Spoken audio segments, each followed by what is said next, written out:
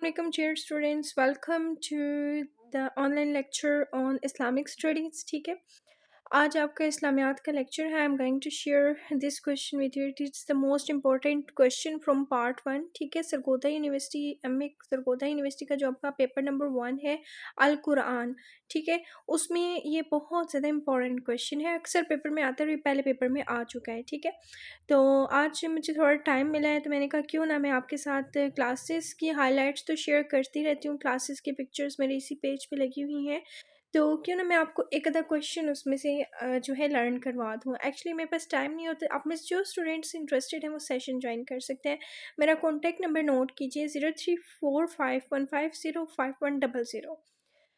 तो अब ये टॉपिक है हमारा आज का, जमा और तदवीन कुरान पाक. ठीक है, अब आपके पास इतना टाइम नहीं है जी कि आप प्रॉपर्ली बैठ के रटलाइजेशन करें, या फिर आप तमाम बुक्स खोल के बैठ जाएं और प्रिपरेशन करना स्टार्ट कर दें. अभी आपके पास टाइम रह गया है बहुत ही ज़्यादा लिमिटेड. इसमें आपने स्मार्ट स्टडीज़ करनी है. अब देखिए, ये क्वेश्चन है आपका, मैं आपको इसका इतना कंसेप्ट क्लियर करवा दूँगी कि बाद में आप इसको एक बार रीड करेंगे आपको टॉपिक क्लियर हो जाएगा. जमा का मतलब क्या है? कलेक्ट करना. ठीक है, अपने पास ज़ख़ीरा करना. और तदवीन, ठीक है, यानी उसको जो है अपने पास परो लेना. ठीक है, कुरान, ठीक है, यानी कुरान पाक जो है, आपको पता है कुरान पाक जो है वो 23 साल के अरसे में वक्तन फ़वक्तन नाज़िल हुआ. तो नबी पाक सल्लल्लाहु अलैहि वसल्लम के दिल में उतारा गया था कुरान पाक. ठीक है, तो फिर बाद में जो है उसकी जमा और तदवीन का काम नबी पाक सल्लल्लाहु अलैहि वसल्लम के बाद जो हमारे पहले खुलफ़ाए राशिदीन हैं, हज़रत अबू बकर सिद्दीक़ रज़ियल्लाहु ताला अन्हु, तो हज़रत अबू बकर सिद्दीक़ रज़ियल्लाहु ताला अन्हु ने ख़ास इह्तिमाम किया और कुरान पाक को जो है एक बुकिश फॉर्म या उसको जमा करने की एक बुनियाद रखी. और उसके बाद जो है हमारे हज़रत उमर फ़ारूक रज़ियल्लाहु ताला अन्हु, हज़रत उस्मान गनी रज़ियल्लाहु ताला अन्हु, जितने भी खुलफ़ा राशिदीन आए, ठीक है, 4 थे ये. तो उन्होंने अपने अपने दौर में कुरान पाक के लिए जो है मतलब खिदमत सरअंजाम दी. ठीक है, कुरान पाक को जमा किया. और ऐसे है ना कि कुरान पाक की ज़िम्मेदारी तो वैसे भी अल्लाह पाक ने ले रखी है कि इसकी हिफाजत का ज़िम्मा जो है वो मेरे पे है.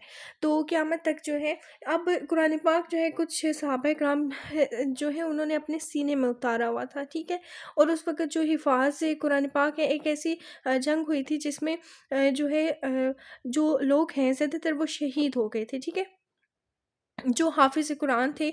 तो हमें फिर ये उस वक़्त यानी मुसलमानों को, हमारे जो सहाबा किराम हैं, उनको ये ज़रूरत महसूस हुई कि क्यों ना कुरान पाक को जमा कर लिया जाए. ठीक है, और उसकी फिर कापियाँ जो है डिस्ट्रीब्यूट की गई थी. बाद में वो बात का प्रोसेस है, लेकिन इसमें जौन सी शख्सियात ने अहम किरदार अदा किया, इसमें हज़रत अबू बकर सिद्दीक़ रज़ियल्लाहु ताला अन्हु, हज़रत उमर रज़ियल्लाहु ताला अन्हु, हज़रत उस्मान, ये तो मैं आपको बता चुकी हूँ. ठीक है, ये हमारे खुलफ़ाए राशिदीन हो गए. इसके अलावा जो है और भी ये नाम से आपने ये कर लेने, इनका रेफरेंस आपने देना है. सबसे पहले आपको पेपर में पूछा गया जमा और तदवीन कुरान पाक. जैसे I have told you the introduction, उससे आपने स्टार्ट किया, फिर बताया कि क्या है लाइक हिफ्ज़ कुरान. ठीक है, इसमें मैंने आपको रेफरेंस दे दिया कि हिफ्ज़ कुरान क्या था. यहाँ पे क्लियरली मेंशन नहीं है, लेकिन जिस तरह से मैंने बताया है बहुत इजी कंसेप्ट है. स्मार्ट स्टडीज़ करवा रही हूँ मैं. हर जो पेपर है उसके मैक्सिमम जो है 12 to 14 क्वेश्चन, इससे ज़्यादा मैं नहीं करवा रही. ठीक है, तो कम टाइम में आप अपना मैक्सिमम सिलेबस फाइंड अप कर सकते हैं. आपके पास टाइम भी कम रह गया है. Basically it's a guest session, ये गेस्ट सेशन है जो आप ज्वाइन करेंगे. अच्छा, किताबत किताबत यानी किताब से वर्ड निकला है. ठीक है, तो किताबत कुरान, इसका एक बाकायदा तौर पे इफ्तिताह किया गया. ठीक है, हमारे खुलफाए राशिदीन के दौर से तो हो चुका था, लेकिन अमीर मुआविया रज़ियल्लाहु ताला अन्हु और जो ज़ैद बिन साबित है, अबी बिन काब, इसके अलावा और भी शख्सियात थी ये सहाबा, जो जितने भी असहाब रज़ियल्लाहु ताला अन्हा थे, इन्होंने किताब पे वही के फ़राइज़ सरअंजाम ये देते थे. ठीक है, और कुरान पाक के लिए फिर उन्होंने अपनी खिदमत से अंजाम दिया. अब यहाँ पे कोटेशन आ गई, you have to quote it, ये सारा आप रीड कर सकते हैं. ठीक है, मैं आपके कंसेप्ट्स क्लियर करवा रही हूँ, उसके बाद आपने हदीस का रेफरेंस देना है. ठीक है, जो नबी पाक सल्लल्लाहु अलैहि वसल्लम है, उन्होंने अहादीस मुबारका की तहरीर की तो ममानियत फरमाई थी, लेकिन बाद में इसकी भी उन्होंने इजाज़त दे दी थी. पहले तो वो लिखने नहीं दे रहे थे, लेकिन बाद में, अच्छा, उस वक़्त जो है लिखा कैसे जाता था, जैसे एक एक खजूर हो गया, उसके किसी टुकड़े पर, चमड़े पर, अच्छा, जो जानवर हैं उनकी हड्डियों पर, पत्थरों की सिनों पर लिखा जाता था, क्योंकि उस वक़्त बाकायदा तौर पे कोई कागज़ या औराक तो नहीं थे ना. یہ نہیں کہ بالکل بھی نہیں تھے، اس وقت تھے لیکن کم تھے، ٹھیک ہے؟ تو اس کے علاوہ کاغذ پر بھی اور اوراق پر بھی لکھا گیا قرآن پاک کو، مصحف کیوں نہیں، ٹھیک ہے؟ تو یعنی تحریری شکل میں نبی پاک صلی اللہ علیہ وسلم کے دور میں قرآن پاک تو آ چکا تھا، تو اس کے جو نسخہ تھا اس میں مرتب نہیں کیا گیا تھا، اسے فی الحال ایسا ہونا ممکن بھی نہیں تھا، کیونکہ نبی پاک صلی اللہ علیہ وسلم کی وفات تک کسی بھی وقت قرآن پاک کے کسی نئے حصے کے نزول کا امکان باقی تھا۔ تو اب اگر قرآن حکیم کا ایک نسخہ کسی وقت تیار کر لیا جاتا، اس کے بعد قرآن حکیم کا کوئی اور حصہ نازل ہو جاتا، تو اس نسخے کو دوبارہ، جیسے کہ بھی آیات ہے، آیات کو ترتیب سے ڈالا گیا، ٹھیک ہے؟ اگر کوئی نسخہ جو ہے آگے پیچھے ہو جاتا نزول قرآن کے وقت، یعنی جب قرآن پاک نازل ہو رہا تھا، تو پھر وہ مشکل ہو جاتا، اسی لیے جب پورا قرآن پاک اللہ پاک کی طرف سے ہمیں دیا گیا یہ تحفہ، ٹھیک ہے، ہمیں پوری فارم میں مل گیا، تو پھر اس کو بعد میں ایک جمع کر کے جو ہے اس کا ایک نسخہ تیار کر لیا گیا، ٹھیک ہے؟ جمع اور تدوین بعد صدیق رضی اللہ عنہ عنہ، اب جو حضرت ہماری خلفۂ راشد ہیں، ٹھیک ہے، ان کی جو ہے یعنی دور خلافت 12 ہجری میں مسلمہ کذاب جو تھا نا، اس نے یمامہ میں بہت سے حافظ قرآن کو شہید کر دیا تھا، ٹھیک ہے؟ تو پھر یہ صورت محسوس ہوئی کہ کیوں نہ قرآن پاک کا کچھ حصہ ضائع نہ ہو، تو اس لیے پھر انہوں نے جو ہے جمع اور تدوین کے بارے میں سوچا تھا۔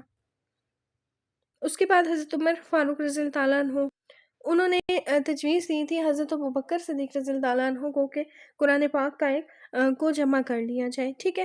اس کے بعد زید رضی اللہ تعالیٰ عنہ آ جاتے ہیں۔ اب ان کے دور میں یعنی حضرت ابوبکر صدیق رضی اللہ تعالیٰ عنہ نے حضرت عمر فاروق رضی اللہ تعالیٰ عنہ کی موجودگی میں زید بن ثابت کو بلایا تھا اور انہیں یہ ذمہ داری دی تھی، ٹھیک ہے؟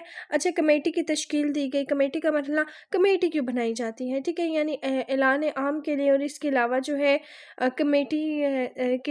کمیٹی سے کام بھی کروایا جاتا ہے، ٹھیک ہے؟ کمیٹی ہیلپ کے لیے اس وقت اسٹیبلش کی گئی تھی، گواہوں کی بھی شہادت تھی، اس کے بعد کام کی بھی تکمیل ہمیں کرنی تھی۔ اور جو انہوں نے نسخہ تیار کیا تھا نا یعنی قرآن پاک، تو اس کا جو مصحف تھا نا، یہ تھا حضرت بکر صدیق رضی اللہ تعالیٰ عنہ کے پاس رہا۔ جب ان کی ڈیتھ ہو گئی تو اس کے بعد حضرت عمر فاروق رضی اللہ تعالیٰ عنہ نے اس مصحف کو لکھی ہوئی فارم کو اپنے پاس رکھا۔ جب ان کی ڈیتھ ہو گئی تو ان کی بیٹی میمن حضرت حفصہ کی تحویل میں دے دیا گیا، ٹھیک ہے؟ اچھا، جمع اور تدوین بعد عثمانی، یعنی اب جو بعد کا ٹائم پیریڈ تھا نا، ٹھیک ہے، تو اس وقت یہ کہا گیا کہ پہلے تو نہیں لیکن بعد میں اجازت دے دی گئی کہ جو قرآن پاک ہے اس کو آپ اپنے رسم الخط میں لکھ سکتے ہیں، جیسے کہ ابھی قرآن پاک انگلش میں موجود ہے، ٹھیک ہے، ہم انگلش میں بھی پڑھ سکتے ہیں۔ حضرت حذیفہ کی تجویز، یہ اتنا امپورٹنٹ نہیں ہے، مینشن کریں نہ کریں، ٹھیک ہے؟ مشاورت کی گئی، آپس میں مشورہ کیا گیا، تشکیل دی گئی، کمیٹی تیار کی گئی، ٹھیک ہے؟ اور نقول کی تیاری، پھر نقلیں تیار کی گئی، ان کو پھر جو ہے مختلف علاقوں میں قرآن پاک کی جو نقال ہے ان کو ڈسٹریبیوٹ کر دیا گیا تاکہ سب پڑھیں، ٹھیک ہے؟ مصحف عثمانی آج بھی محفوظ ہے، ٹھیک ہے؟ یعنی وہ جو مصحف ہے اس وقت لکھا گیا تھا، ٹھیک ہے، وہ آج بھی موجود ہے، ٹھیک ہے، اسے ہم دیکھ سکتے ہیں۔ اعراب اور نقوط لگوائے، ٹھیک ہے، قرآن پاک میں، اور جسٹ اس کے علاوہ جو ہے، اچھا جی، لیٹ می چیک اٹ، ٹھیک ہے، تو اعراب لگائے۔ اس کے علاوہ آپ یہ کہہ سکتے ہیں کہ رسم الخط جو ہے یہ بھی بہت زیادہ امپورٹنٹ پیراگراف ہے۔ تو ابتدا سے قرآن پاک کو رسم الخط میں لکھا جاتا تھا، ٹھیک ہے، لیکن اس کے بعد وقتاً فوقتاً آہستہ آہستہ جو ہے اس میں پھر چینجنگ لاتے گئے۔ چینجنگ یہ نہیں کہ قرآن پاک میں نعوذ باللہ تبدیلی کی ہے، تبدیلی یہ کہ لکھائی میں تبدیلی کر لی، ٹھیک ہے، اور جو ہے مختلف زبانوں میں رائج کیا وغیرہ۔ پیپر کی پوائنٹ آف ویو سے دیکھیں، آپ کا آج ایک کویشچن ہو بھی گیا ہے لیکن آپ کو پتہ نہیں چلا، ٹھیک ہے؟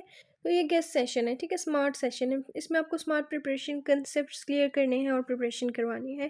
سو مس سلیم کو اجازت دیجیے، میرا نمبر یہاں پہ موجود ہے۔ جزاک اللہ، اللہ حافظ۔